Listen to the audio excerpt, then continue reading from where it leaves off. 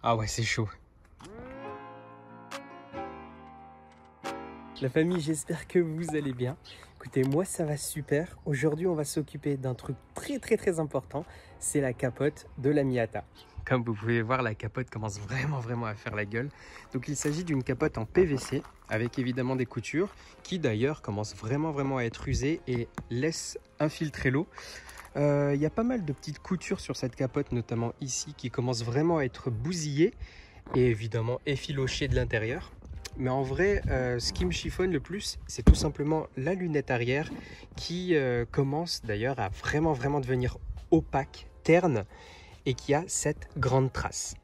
Donc cette trace est arrivée malheureusement à force de capoter, décapoter. Donc il y a toute la partie armature qui se posait directement sur cette petite vitre, entre guillemets, donc toute cette petite lunette arrière. Et à force d'être plié, ça a fini par faire tout simplement une grande marque. Donc pour éviter ce phénomène, et pour ceux qui ne le savent pas, les MX5 sont dotés d'un zip. Là, vous voyez, il y a une sorte de petite démarcation. C'est tout simplement parce qu'à l'intérieur, ici, tout le contour est zippé. D'accord? Donc lorsque vous le dézippez, il y a toute la partie lunette qui tombe. Comme ça, vous pouvez décapoter en toute sécurité sans risquer d'épuiser comme ça la capote. Bon, je pense que la mienne était vachement usée et je pense qu'elle était également de mauvaise qualité. Il y a un défaut, c'est à cet endroit-là. Vous voyez, il y a carrément un trou ici. Vous voyez? Donc l'eau peut rentrer directement par là. Donc c'est pour ça qu'il y a un petit bout de scotch comme ça. Mais c'est pas vraiment étanche. Donc du coup aujourd'hui j'ai décidé tout simplement de remplacer cette petite capote tout simplement par une autre capote en PVC pour l'instant. Je dis pour l'instant parce que pour moi les capotes en PVC sont des capotes un peu consommables. Elles sont pas très chères mais elles ne durent pas très bien avec le temps. Elles sont quand même relativement étanches, mais elles sont pas hyper fiables parce que justement le plastique travaille en fonction de la température, etc. Donc, pour pouvoir parer à tous les petits problèmes, les petits tracas que peuvent générer ce genre de capote, il y a d'autres matériaux qu'on peut utiliser, tels que l'alpaga, etc. Donc moi, aujourd'hui, pourquoi j'ai pris cette capote, c'est tout simplement une question de budget. Donc je vais vous mettre le prix de la capote en alpaga ici, et je vais vous mettre le prix de la nouvelle capote que j'ai achetée juste ici. Donc vous voyez, le calcul est vite fait pour moi, surtout que bon, voilà, on repart sur du neuf, voilà, on part au moins minimum pour 5-6 ans sans tracas. Donc à l'intérieur, elle ressemblait à ça, vous voyez, c'est quand même assez décoloré, si je puis dire. C'est vachement déteint, faites pas attention au bordel, là je suis en train de faire 3 ou 4 vidéos en même temps. À l'heure à laquelle je vous parle, si ça se trouve, les ceintures ont été remises et ainsi de suite. Bon bref, donc ici vous voyez, comme je vous ai dit, la capote est zippée, donc c'est à ce niveau-là. Et moi, va falloir que je retire absolument tout, d'accord? Donc je suis en train d'un petit peu regarder en même temps la conception. Donc là, on voit qu'il y a quand même la capote qui est enroulée autour de l'armature, ici et là. Je vois qu'ici, il y a une partie qui est scratchée visiblement. Et ensuite, je vois tout simplement qu'il y a une partie qui passe en dessous ici. Donc je suppose que ce joint doit être très facile à retirer. Parce que là, je vois qu'il vient juste avec le doigt. Vous voyez, donc il y a des vis qui doivent peut-être, je sais pas, hein, j'ai pas encore regardé honnêtement la notice, etc. Mais je pense que ça doit pas être si compliqué. Il va falloir que je retire évidemment ces petites parties là, et je pense qu'il va falloir également que j'enlève toute la tapisserie pour que je puisse accéder aux petites vis qui sont cachées derrière la tapisserie justement, et de pouvoir décrocher ça. Parce que oui, vous voyez que la capote est comme ça. D'accord? Donc pour éviter que l'eau stagne ici ou tout simplement rentre à l'intérieur de l'habitacle, vous devez donc avoir juste en dessous à cet endroit-là une petite gouttière, parce que ce système est cool mais merdique à la fois. Cool parce que voilà, ça permet l'évacuation d'eau, mais merdique parce que si il se bouche, du coup ça va être mal évacué. Et c'est ça qui commence à provoquer en fait la rouille des ailes des MX5, la fameuse maladie de la rouille.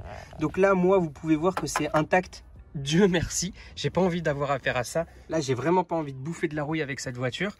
Mais du coup, pour bien éviter ça, il faut quand même bien nettoyer les canalisations à cet endroit-là. Donc du coup, je vais en profiter pour le nettoyer. changer la gouttière par une neuve parce qu'elle a dû être en mauvais état, sécher. J'ai pas envie de surprise et de perte d'étanchéité. Et je vais changer également la capote et m'occuper bien évidemment de l'armature, de bien la lubrifier et s'il y a un petit peu de rouille, de m'en occuper. J'en profite tant qu'on y est pour vous montrer justement cette petite pièce. Vous voyez ici, on a le petit ressort qui nous permet justement de bien tendre la capote, d'accord? Donc vous pouvez voir qu'il y en a une ici, il y en aura forcément une de l'autre côté qui va bien passer ici et c'est ça en fait qui nous permet de bien garder la capote tendue. Donc au final, une MX5 c'est plein on va dire de petites pièces comme ça qui sont entre guillemets consommables. Si vous avez des problèmes de capote, il se peut que ça provienne de là. Vous voyez, la mienne elle est un peu corrodée, elle n'est pas en super bon état, donc ça fait partie des pièces que je vais changer. Mais du coup, je vais vous montrer ce que j'ai acheté. Voici donc la gouttière que j'ai achetée pour la Miata. Donc qualité d'origine, avec évidemment tous les joints qui sont posés dessus. Là, vous pouvez remarquer qu'elle est relativement flexible. Honnêtement, sur la Miata, donc pas de ce côté-là, mais de l'autre, j'ai à peine touché qu'elle s'est directement cassée. Donc je pense que c'est la gouttière d'origine qui est posée dans ma Miata. C'est pour ça que c'est devenu quelque chose d'extrêmement rigide. Là, c'est vraiment flexible. Je pense que ça fera un peu mieux son travail. Et c'est livré évidemment avec une petite notice d'installation ainsi que toute la visserie, toutes les petites parties, etc. pour pouvoir procéder à l'installation. Dans ce carton, il n'y avait pas seulement ça. Il y avait également les petits ressorts. Donc les fameux ressorts dont je vous parlais en début de vidéo. Donc on voit que c'est vraiment la bonne taille. Celui-ci il est un peu plus grand parce que évidemment il est tendu.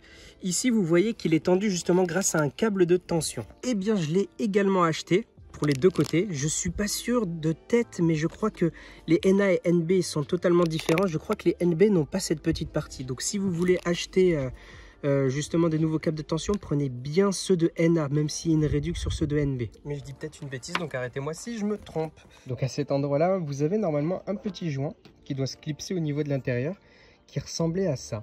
Vous voyez, il fait vraiment la tronche. Il est complètement bousillé, hein. Celui-ci est mort et puis vous voyez le plastique est carrément déteint. J'en ai donc acheté des tout neufs chez Mazda, si ça peut être utile. Voici le numéro de série pour celui de gauche et celui de droite.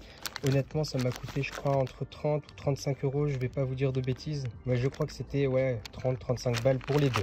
Je suis pas sûr d'en avoir besoin, mais j'en ai acheté quand même. Voici des butées de capote. Je sais pas du tout si je vais pouvoir réutiliser les miennes et si même j'en ai sur la mienne.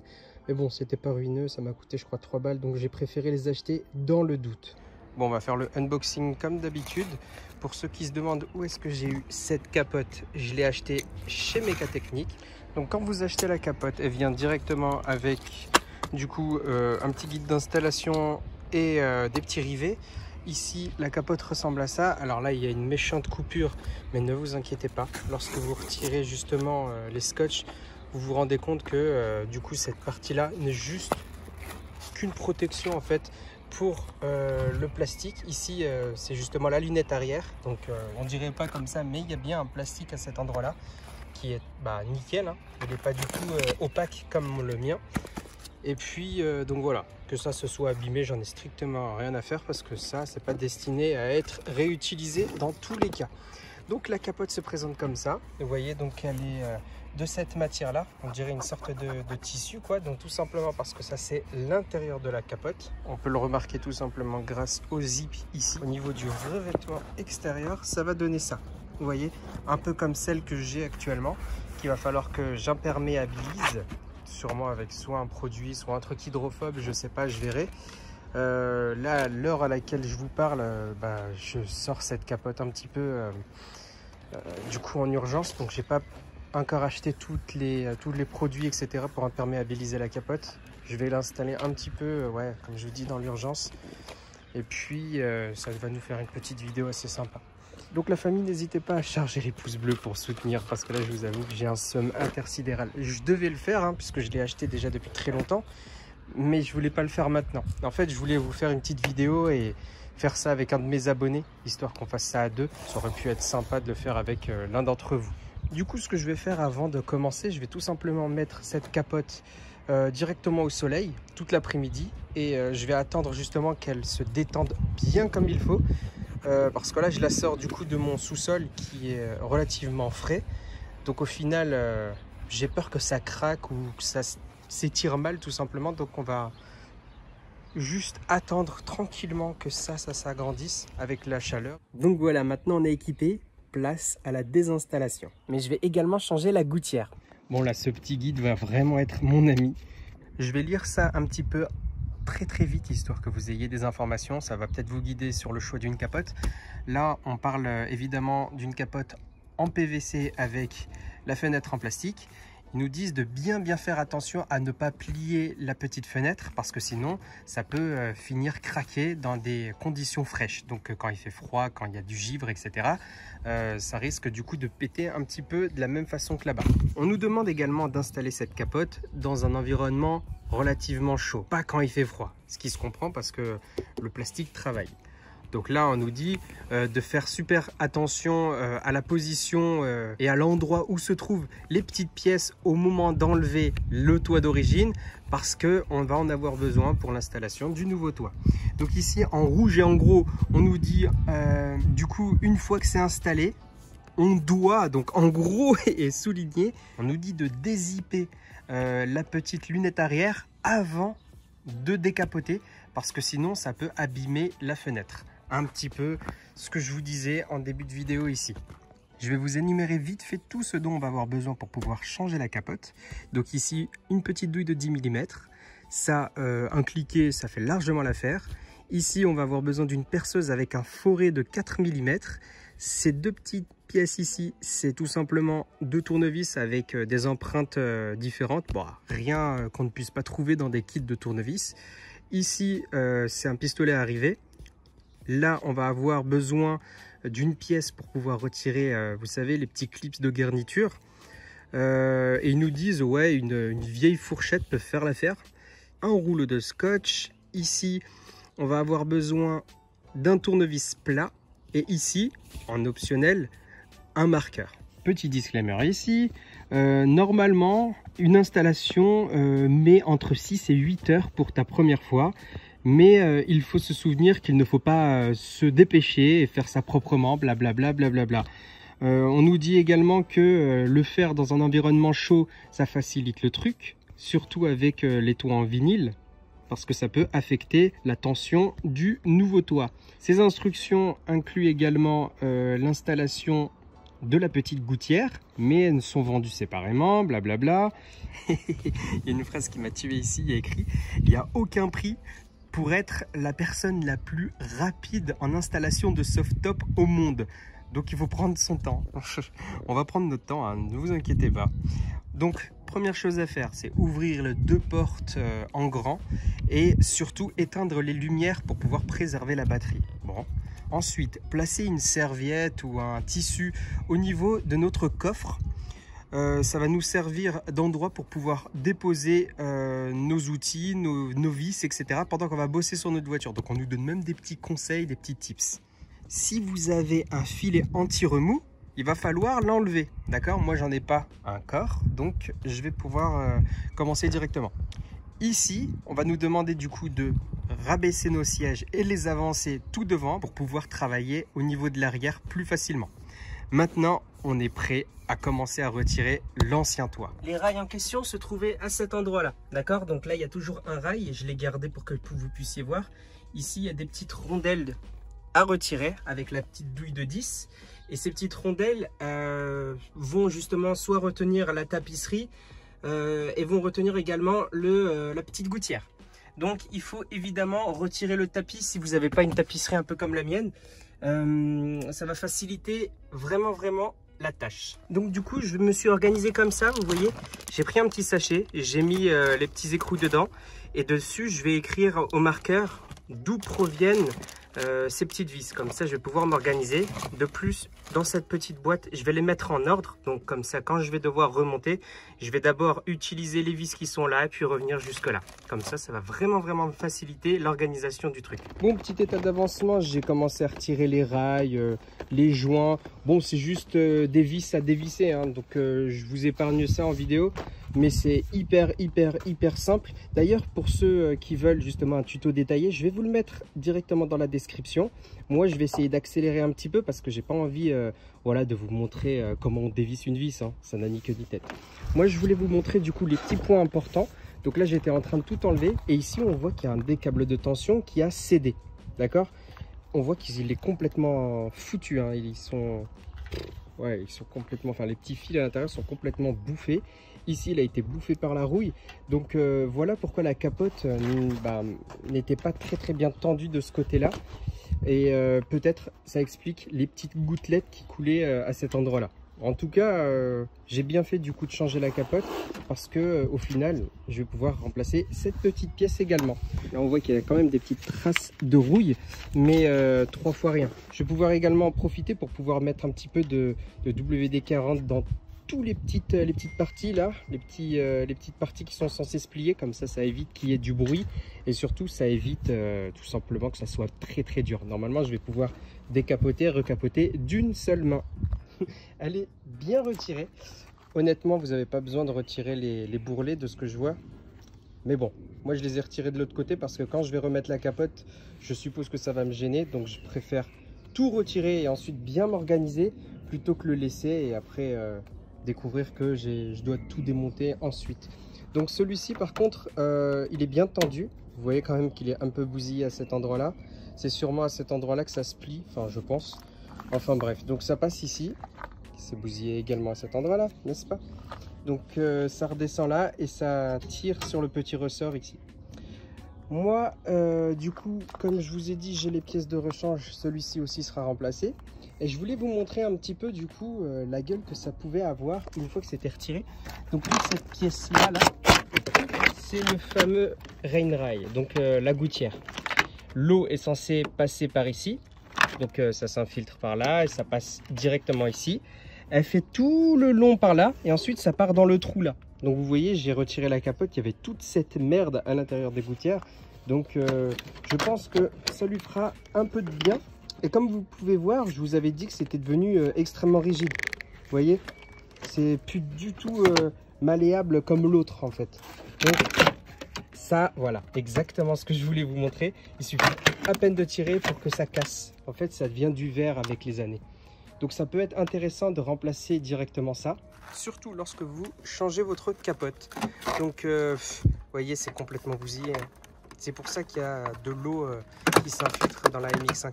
Donc là, on va retirer très gentiment le petit rain rail. Enfin, la gouttière en français. Hop, ça, poubelle. Maintenant, l'idéal, c'est de nettoyer tout ça, là, toute la merde qui s'est accumulée. Surtout là, regardez, il y a encore un petit bout du rain rail qui est resté collé à cet endroit-là. Donc, va falloir que je retire absolument toute la crasse de cet endroit-là.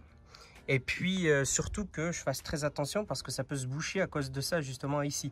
Donc, ouais, petit coup d'aspiro un peu partout et ça fera du bien. Du coup, la voiture ressemble à ça avec le toit en moins. C'est trop space, on dirait elle a un arceau de course. Enfin bon, c'est pas vraiment le cas ça, je pense que ça se plie, voilà quoi. Et ce qu'on va faire, c'est nettoyer par précaution, comme ça. Vous voyez? On va essayer d'aller le plus profond. Là j'entends carrément les pierres du sol, donc c'est bien sorti. Et vous voyez l'embout est sorti comme neuf, tout simplement parce que je me suis déjà occupé de ça lorsque j'ai fait la tapisserie. Donc voilà, j'utilise ce genre de petit outil, mais bon, un petit fil de grillage, ça devrait largement faire l'affaire, ou tout simplement des câbles électriques assez épais. Voilà, ce genre de truc, je l'ai acheté je crois sur MX5 Parts ou une connerie comme ça. Mais en tout cas, voilà, tant qu'on y est lorsqu'on fait la capote, l'idéal c'est également de bien nettoyer ça, parce que justement toute l'eau se fait évacuer par ce trou, et si c'est bouché, ça va foutre de la rouille partout. Bon, j'avais ça sous la main, donc j'en ai profité pour mettre un petit coup sur les rails. Donc là, je vais y aller un petit peu directement avec le papier à poncer, histoire de bien faire les détails. Je vais mettre un petit coup d'alcool et je vais repeindre les petits rails. Bon, après avoir bien poncé les rails comme il faut, il n'y avait plus de rouille dessus. J'ai mis un petit peu d'alcool, histoire de bien dégraisser le tout. J'ai quand même mis un petit convertisseur de rouille, il y a un petit primaire d'accroche dessus. Donc ça va pas faire de mal et j'ai foutu directement, je leur ai foutu directement de la peinture. Donc là c'est le gris K23 de ma 370Z. J'avais acheté ça au cas où. Mais bon, ça me servira probablement jamais. Donc je me suis dit pourquoi pas les repeindre. De toute façon, ces pièces-là ne sont pas censées être visibles. Je les ai repeintes de cette couleur-là parce que voilà, pourquoi pas. C'était la première peinture que j'avais sous la main. Et puis voilà. Donc le temps que ça sèche, maintenant on va installer du coup la nouvelle capote. Pour ça, en fait, ici, vous voyez, il y a les deux rails, enfin les deux armatures de capote ici, là. Et à cet endroit-là, il y a une doublure. Donc le but c'est de passer, vous voyez, cette petite partie qui est rigide entre le barreau et le petit rail ici. Donc je vois que les anciens proprios ont mis des sacrés coups de tournevis pour le faire passer. Donc bon, je vais éviter de faire ça. En fait, il faut juste tout simplement faire coulisser. Donc on fait rentrer à cet endroit-là et on fait coulisser le reste. On fait ça exactement de la même façon ici, puisqu'il y a une doublure des deux sens là. Et ensuite, on va pouvoir les rabattre à l'intérieur. Normalement, ça devrait déjà attacher la capote à cet endroit-là. Ici, vous voyez qu'il y a les petits trous. C'est pour qu'ils puissent s'emboîter là. Donc, la première des choses à faire, ça va être, comme je vous ai dit, d'attacher la capote. Donc, du coup, cette petite partie va devoir rentrer à l'intérieur de la capote, forcément pour bien la tendre. Ça passe par le petit trou et ça ressortira de l'autre côté. Donc là, maintenant que la capote est ici, il va falloir donc que je l'installe, que je la fasse coulisser. Ensuite, il va falloir que j'attache cette petite partie, histoire de bien tendre la capote. Et une fois que c'est fait, je vais pouvoir commencer à remettre les rails. En fait, faire l'opération inverse, hein, tout simplement. Ajouter le rain rail, donc la gouttière, excusez-moi, je l'appelle toujours en anglais parce que c'est plus facile de dire rain rail, donc en anglais, et retrouver les tutos plutôt que gouttière de MX5. Et une fois que c'est fait, voilà ce que ça donne. Donc j'ai fait un seul côté, hein. J'ai pas fait l'autre pour vous montrer un peu comment ça se fait. Donc vous le placez, il faut que la partie ici soit derrière pour que vous puissiez le retrousser, hein. Le but c'est que quand vous êtes dans l'habitacle, vous ne voyez pas ces rails. Donc pour ça, il va falloir retrousser tout simplement comme ça. D'accord, donc la partie rigide, comme je vous ai dit, dans le rail. Et normalement, ça donne ce résultat. Vous voyez, c'est beaucoup plus propre, on va dire, quand vous êtes à l'intérieur, que de voir comme ça l'armature.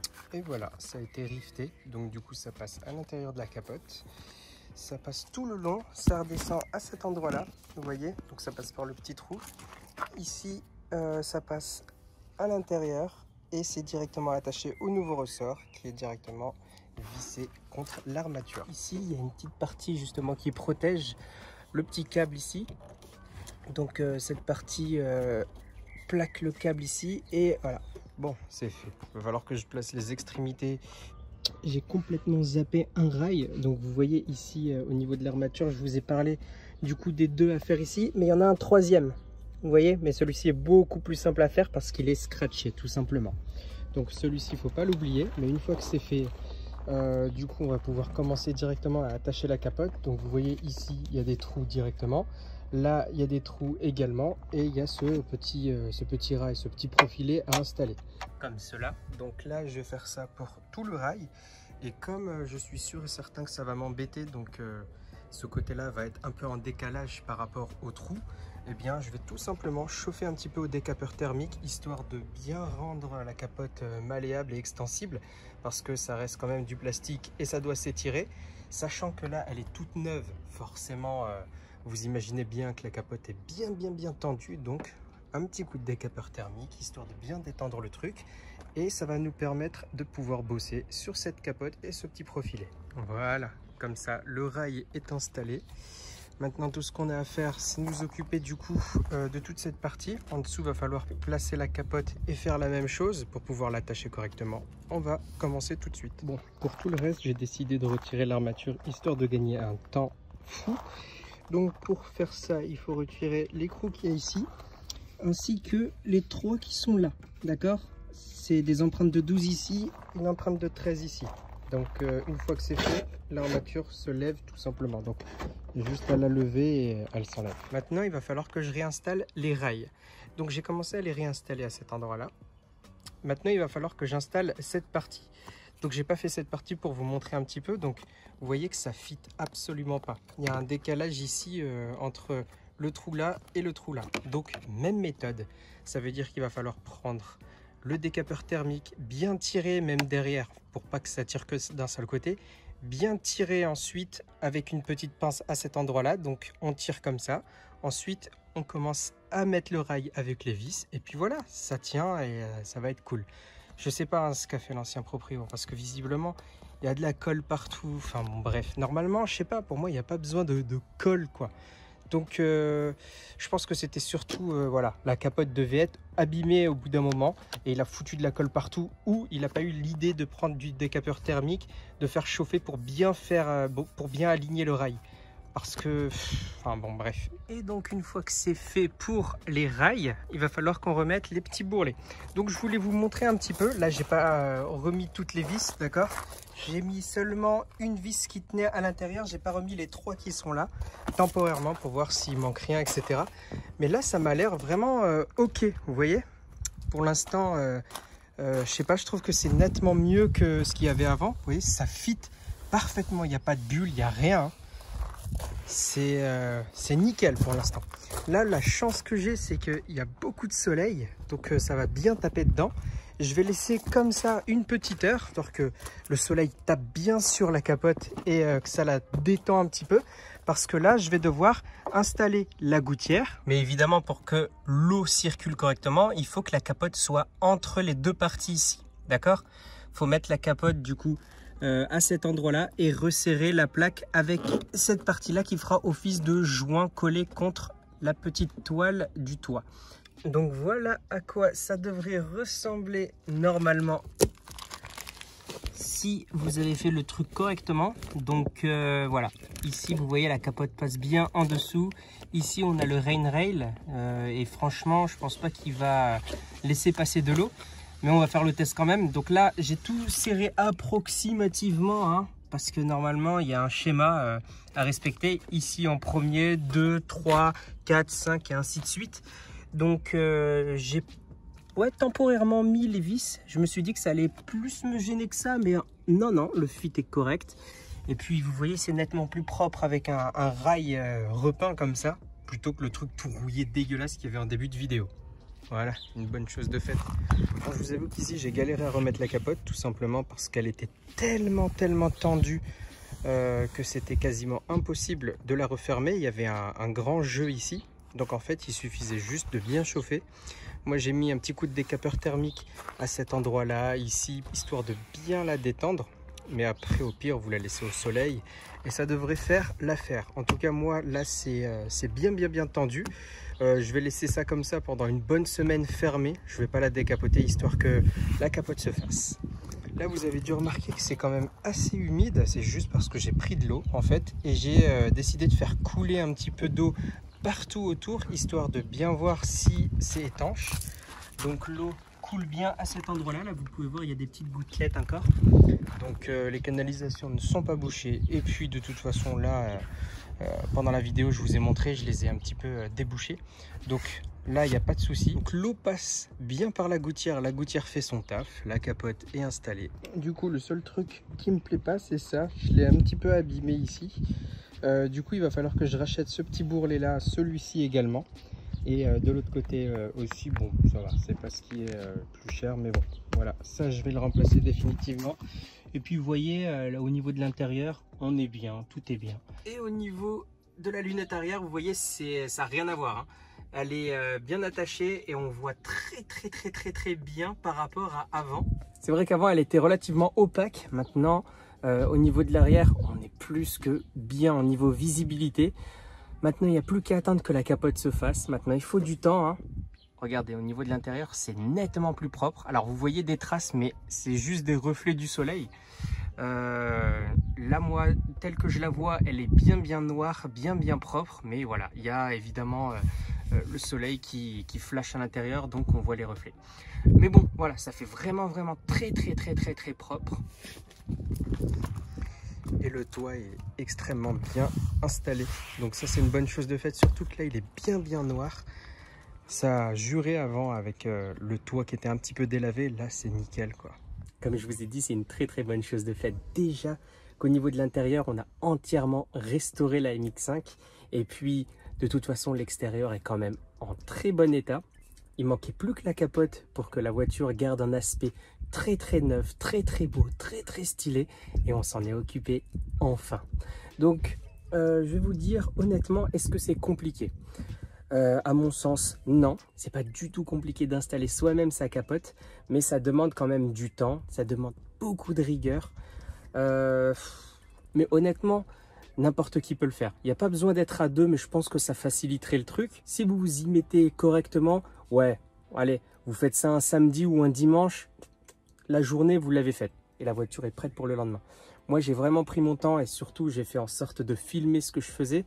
Mais il n'y a rien de compliqué. Sincèrement, pour la capote, n'importe qui peut le faire. Donc voilà la famille, j'espère que cette vidéo vous a plu. Ceux qui ont envie un peu plus de faire partie de notre communauté et de s'y investir, sachez que quelqu'un a fait une page Nurshi de YuYuGMR sur Facebook. Ceux qui ont envie d'aller poster des mèmes sur moi, sur la chaîne ou tout simplement sur le monde automobile, foncez sur le groupe. D'ailleurs j'y suis, donc je surveille pas mal les posts et comme ça je pourrais même en faire des vidéos si vous sortez des trucs drôles. Allez la famille, je vous laisse et à bientôt.